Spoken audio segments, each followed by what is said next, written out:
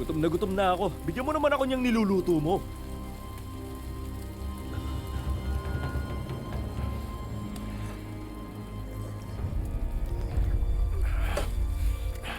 Gusto mo nito?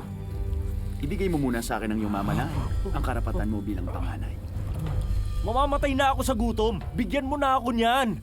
Ibigay mo muna sa akin ang karapatan mo, Isaw. Ibenta mo sa akin ang karapatan mo kapalit ng isang masarap na pagkain.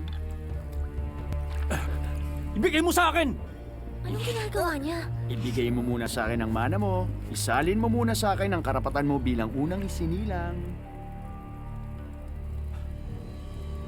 Paig na ako. Aanhin ko pa ang pagiging panganay kung mamamatay naman ako sa gutom. Kung ganon, sumumpa ka muna. Gawin mo na ngayon. Oo, nasa iyo na. Sumusumpa ako sa iyo lang ang karapatan ko. Oo, ngayon akin na yung pagkain ako. Salamat, mahal kong kapatid.